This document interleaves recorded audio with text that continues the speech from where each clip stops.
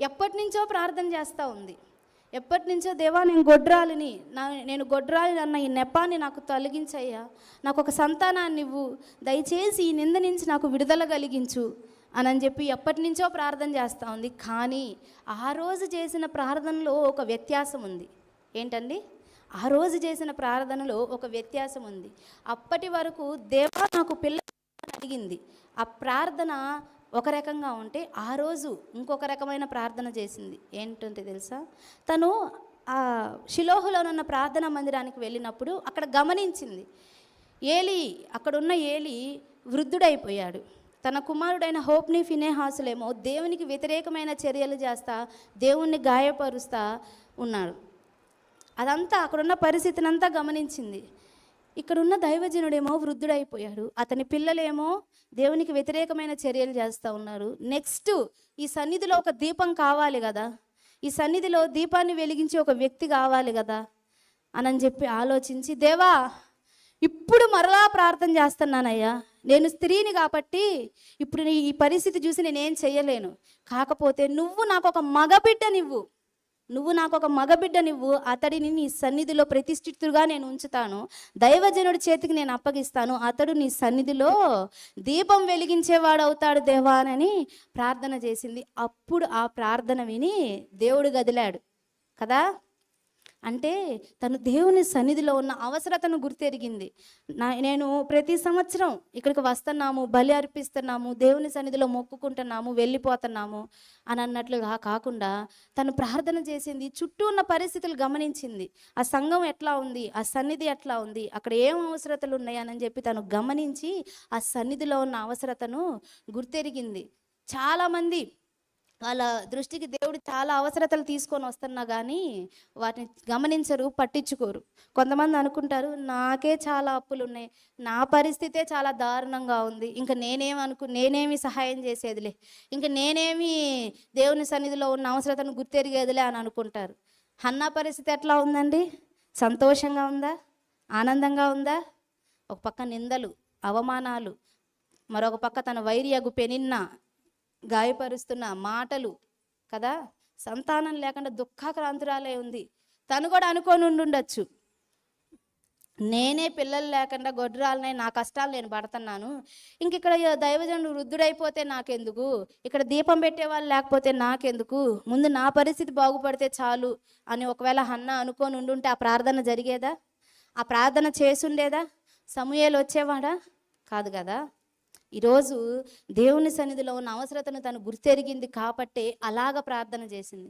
ఈరోజు మన కంటికి కూడా దేవుడు చాలా అవసరతలు దేవుని సన్నిధిలో చూపిస్తున్నారు. మరి నీ కంటికి ఏది చూపిస్తున్నాడు? ఒకవేళ ఆర్థికపరమైన అవసరతను దేవుని నీ కంటికి చూపిస్తుంటే నువ్వు దాని విషయమే స్పందించాలి. నువ్వు ఏ సంఘాన్ని వెంబడించినా సరే నీ సంఘములో ఆర్థికపరమైన అవసరత ఉంది అని దేవుడు నీ దృష్టికి తీసుకొని వస్తే దాని విషయమే ఖచ్చితంగా నువ్వు స్పందించాలి. నీ దగ్గర లేదా? ప్రార్థన చేయి, దేవా నా సన్నిధిలో ఆర్థికపరమైన అవసరత ఉంది, కానీ ఇవ్వడానికి నా దగ్గర లేదయ్యా, దయచేసి నువ్వు నన్ను దీవించు, నా చేతుల్ని బలపరచు, తద్వారా నేను నా సన్నిధిలో గుప్పెడ విప్పగలుగుతాను, తద్వారా నేను నా సన్నిధిలో ఉన్న ఆర్థికపరమైన అవసరతను తీర్చగలుగుతానని ప్రార్థన చేయి.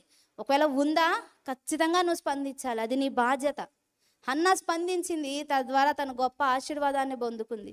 ఒకవేళ ప్రార్థన అవసరత నీకు కనిపిస్తుందేమో, ప్రార్థించాల్సిన అవసరత నీకు కనిపిస్తుందేమో, సంఘంలో ప్రార్థనా పరులు కావాలి అనే అవసరత నీకు కనిపిస్తూ ఉందేమో, దాని విషయమై కూడా నువ్వు స్పందించాలి. చాలామంది వింటారు, వెళ్ళిపోతూ ఉంటారు. దైవజనుడి ద్వారా, ఇక్కడ వాక్యం ద్వారా దేవుడు మాట్లాడుతూ ఉంటారు. నువ్వు ప్రార్థించాలి, నువ్వు ప్రార్థిస్తే దేవుడు కార్యాలు చేస్తాడు, నువ్వు ప్రార్థిస్తే దేవుడు కదులుతాడు అనని చాలామంది దైవజనుడి ద్వారా దేవుడు మాట్లాడుతున్నా కానీ ఇటు విని ఇటు వదిలేసి వెళ్ళిపోతూ ఉంటారు. ఇంకా కొంతమంది అయితే చాలామంది ప్రార్థన చేస్తున్నారుగా, వేకువజామునే లేచి ప్రేయర్ టవర్లు చేస్తున్నారు, ప్రతిరోజు సన్నిధిలో ప్రేయర్ టవర్లు జరుగుతూ ఉన్నాయి, వీళ్ళందరూ ప్రార్థన చేస్తున్నారుగా, ఇంకా నేను ఒక్కదాన్ని ప్రార్థన చేయకపోతే ఏమైందిలే, నా ఒక్కదాని ప్రార్థనకి అంత పెద్ద విలువ ఏముందిలే, నేను ఒక్కదాన్ని ప్రార్థన చేయకపోతే పెద్ద నష్టమే వచ్చి పడిపోదు అనుకుంటా ఉంటారు. కానీ దేవుడు అంటున్నాడు, నీ ప్రార్థన కూడా నాకు కావాలి. ఎంతమంది ప్రార్థన చేసినా సరే నీ ప్రార్థన కూడా నాకు కావాలి. నువ్వు ప్రార్థన చేస్తే నేను కదలాలనుకుంటున్నా, నువ్వు ప్రార్థన చేస్తే నీ కుటుంబాన్ని నేను దర్శించాలనుకుంటున్నా. నువ్వు ప్రార్థన చేస్తే నీ సంఘాన్ని నేను దర్శించాలనుకుంటున్నా. నువ్వు ప్రార్థన చేస్తే నీ సమాజంలో నేను కదలాలనుకుంటున్నా. నువ్వేమో నేను నీ దృష్టికి అవసరతను తీసుకొచ్చినా కానీ చూసి చూడనట్టుగా, విన్నట్టుగా పక్కకి వెళ్ళిపోతున్నావు. మరి ఏంటి పరిస్థితి అని దేవుడు మాట్లాడుతూ ఉన్నాడు ఈరోజు. దేవుడు నీ దృష్టికి ఒక అవసరతను తీసుకొచ్చినప్పుడు ఖచ్చితంగా దాని విషయమే నువ్వు స్పందించాలి.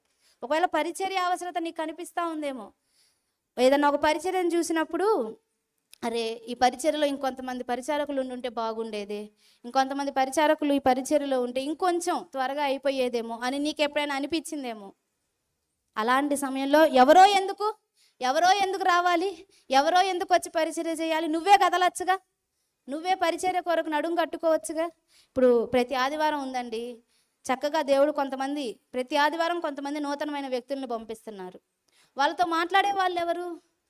ప్రతి ఆదివారం వస్తున్న నూతనమైన వ్యక్తులతో కొంతమంది నడుం కట్టుకొని నేనైనా వెళ్ళి మాట్లాడాలి, ఈ పరిచర్యలో నేనైనా వాడబడాలి అని నూతనంగా వస్తున్న వ్యక్తులని పలకరించి, కొంచెం వాళ్ళని ప్రేమించి, వాళ్ళని ఆదరించి, వాళ్ళ సమస్యను తెలుసుకొని, వాళ్ళ కోసం ప్రార్థించి ఆ పరిచర్య చేసే వాళ్ళు ఎవరున్నారు ఈరోజు? ఆ పరిచర్య దేవుడిని కంటికి చూపించట్లేదా? పోనీ అది కాదు, ఇంకా ఏ పరిచర్య దేవుడిని కంటికి చూపించట్లేదా? మన సంఘంలో పరిచర్య అవసరత ఉందా లేదా?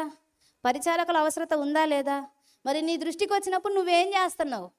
ఏదో ఆదివారం వచ్చి వాక్యం విని వెళ్ళిపోయేటట్లున్నావా? పరిచర్య కొరకు నిన్ను నువ్వు సమర్పించుకునేటట్లున్నావా? ఒకసారి ఆలోచించుకో. లేదు ప్రకటన అవసరతను చూపిస్తున్నారేమో, ఆయా ప్రాంతాలకు వెళ్ళి దేవుని గురించి నువ్వు ప్రకటించాలి, నీ ప్రాంతంలో నీ కుటుంబంలో కూడా దేవుని గురించి నువ్వు ప్రకటించాలి అని ప్రకటన అవసరత నీకు చూపిస్తున్నాడేమో, దైవజనుడి ద్వారా నీతో మాట్లాడుతున్నాడేమో.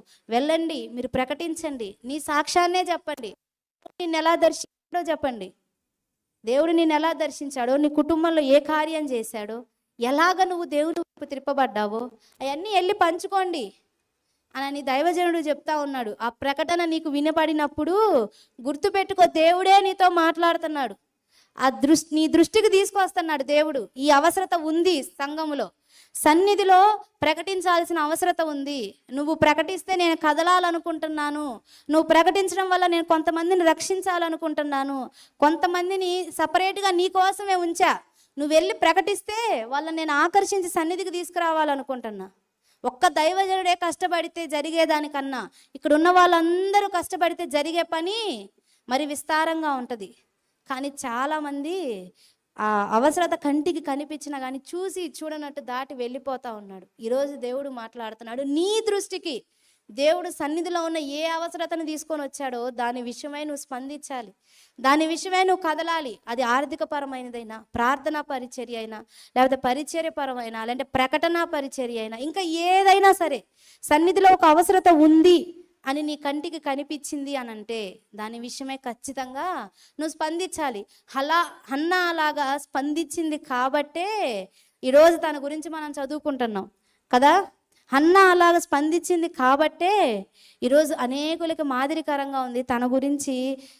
ఇప్పుడు ఒక్క ప్రసంగం కాదు, ప్రపంచవ్యాప్తంగా ఎన్ని ప్రసంగాలు జరుగుతున్నాయి ఆవిడ మీద. ఆవిడ జీవితమే ఒక పాఠం అయిపోయింది. ఈరోజు ఆవిడ గురించి ప్రపంచవ్యాప్తంగా ఉన్న క్రైస్తవ స్త్రీలందరూ మాదిరికరంగా తీసుకుంటున్నారు. కారణం తను సన్నిధిలో ఉన్న అవసరతను గుర్తించి ప్రార్థించింది, తను చేయాల్సిన త్యాగం కూడా చేసింది. కొంతమంది మేము ప్రార్థన చేస్తామండి, ఆర్థికంగా ఇబ్బందిగా ఉందిగా ప్రార్థన చేస్తాం, మా ఇంట్లో ఉన్న డబ్బులు మాత్రం కదిలించం, మా ఇంట్లో ఉన్న బంగారం మాత్రం కదిలించం, నా శరీరాన్ని మాత్రం నేను కష్టపెట్టను, నేను పరిచర్య చేయను, నా శరీరాన్ని మాత్రం నేను కష్టపెట్టను, నేను ప్రకటించను, ఇట్లా అనుకుంటా ఉంటారు. హన్నా ప్రార్థనతో పాటు తను చేయాల్సిన త్యాగం కూడా చేసింది. ప్రార్థించి ఊరుకోలేదు. దేవా, ఏలి ఏమో వృద్ధుడైపోయాడు, అతని కుమారులేమో నీకు వ్యతిరేకంగా ఉన్నారు, మరొక దైవజనుడిని పంపించయ్యా అని ప్రార్థించి వదిలేలా. తను చెయ్యాల్సిన త్యాగం చేసింది. లేక లేక పుట్టిన కుమారుణ్ణి దేవుని కోసం అట్లా వదిలేసిందండి. చాలా సంవత్సరాల తర్వాత పుట్టిన కుమారుణ్ణి దేవుని కోసం ప్రతిష్ఠితిగా దేవుని సన్నిధిలో వదిలేసింది. చాలా గొప్ప త్యాగం అది. ఈరోజు మనం అంత గొప్ప త్యాగాలు చేయాల్సిన అవసరంలా, అంత పెద్ద పెద్దవి చేయాల్సిన అవసరంలా. మీ పిల్లల్ని తీసుకొచ్చి సన్నిధిలో వదిలేయమనట్లేదు, లేకపోతే మీ ఇళ్ళన్నీ అమ్మేయమని కూడా నేను చెప్పట్లేదు. నీకు దేవుడు ఇచ్చుంటే దేవుని సన్నిధిలో అవసరతను గుర్తించు. నీతో దేవుడు మాట్లాడుంటే దేవుని సన్నిధిలో వచ్చి ప్రార్థన చేయి. నీ విలువైన సమయాన్ని దేవుని కొరకు కేటాయించు, ప్రార్థించు. తద్వారా గొప్ప గొప్ప ఉద్యమాన్ని దేవుడు జరిగిస్తాడు. అది నీ వల్ల మాత్రమే అయ్యిద్ది. కాబట్టే దేవుడు నీకు చూపిస్తున్నాడు. కనిపించినా కూడా చూసి చూడనట్టు వెళ్ళిపోయే పరిస్థితుల్లో ఒకవేళ ఉన్నావేమో గుర్తుపెట్టుకోండి, దేవుని దీవెన కోల్పోతారు. దేవుడు నీకు ఒక అవసరతను దేవుని సన్నిధిలో చూపించాడు అని అంటే, ఆ అవసరతను గుర్తెరిగి నువ్వు స్పందించినప్పుడు దేవుడు నిశ్చయంగా నిన్ను దీవిస్తాడు. నిన్ను దీవించడానికే అవసరతను చూపించాడు.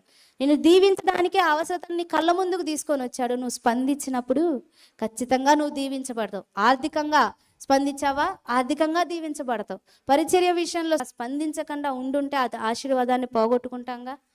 హన్నా స్పందించబట్టి చక్కటి కుమారుణ్ణి పొందుకుంది.